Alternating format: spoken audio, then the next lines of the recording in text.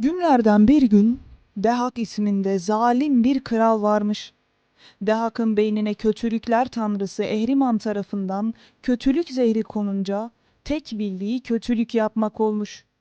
Bu zalim kralın omuzlarında yılan başına benzer iki kemik çıkmış. Ehriman tarafından beynine konmuş kötülük zehri bir ura dönüşünce hastalanarak yataklara düşmüş. Derdine çare aramak için doktor doktor dolaşmış.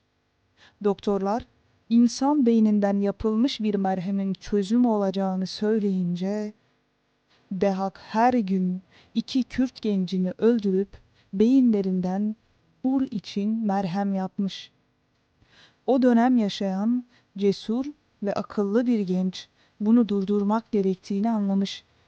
Zalim Dehak'ı öldürmek için bir plan hazırlamış ve çok keskin bir kılıç dövmüş. Yaptığı planı bütün köylülere duyurmuş.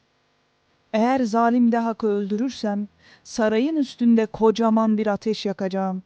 O zaman kurtulduğumuzu anlarsınız demiş. 21 Mart gecesi nefesler tutulmuş. Herkes Kava'dan haber beklemeye koyulmuş.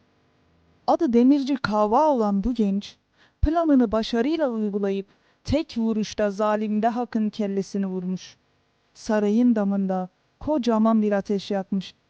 Bunu gören Kürtler sokaklara dökülüp halaylar çekmeye başlamış. O güne yeni gün anlamına gelen Nevroz demişler. O gündür bugündür Kürtler her Nevroz'u kurtuluşun yeni günü olarak kutlarlar.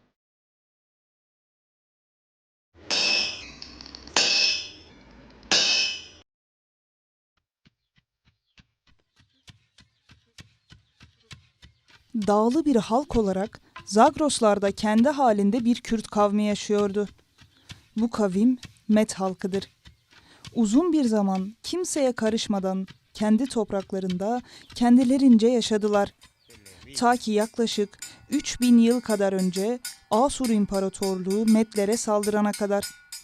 Asur İmparatorluğu o dönemin korkulan ve yenilmez imparatorluğuydu.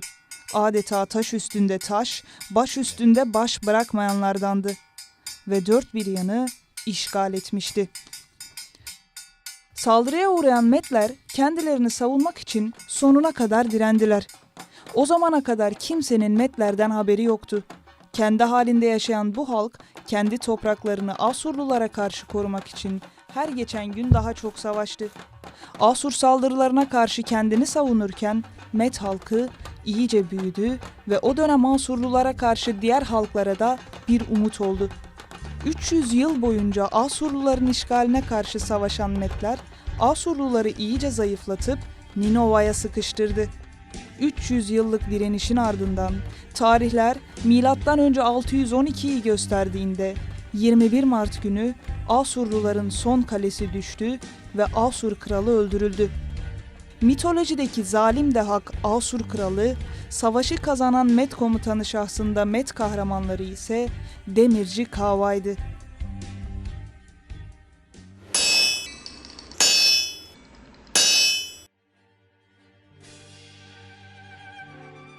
Çağdaş Kava Mazlum Doğan'ın devraldığı Nevroz ateşi, Kürt halkı tarafından her yıl halaylar eşliğinde yakılıyor. Kürt tarihi hep uçlarda yaşanmış bir tarih olarak karşımıza çıkıyor. Yine Kürtler yok olmanın eşiğinde ve varlığının inkar edildiği bir dönemdeydi. Onlarca isyana kalkmış, tüm isyanları bastırılmış ve kuşatılmıştı. Çağdaş Kava Mazlum Doğan, Kürt halkının yeniden bir Nevroz ateşine ihtiyaç duyduğunu gördü. En zorlu koşulda, en imkansız görülen zamanda cesur, güçlü ve akıllıca Nevroz ateşini yine düşmanın bağrında yaktı. Kürt halkına tarihini, gücünü hatırlattı. Bu diriliş bilincinden korkan düşman Nevroz'u önce yasakladı.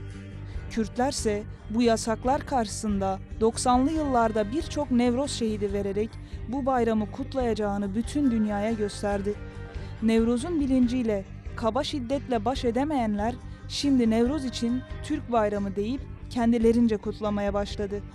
Bu inceltilmiş, çirkin politikaya da gelmeyen Kürt halkı her yıl alanları Nevroz coşkusuyla dolduruyor. Biz direndik, dirildik, hep vardık, var olacağız diyor.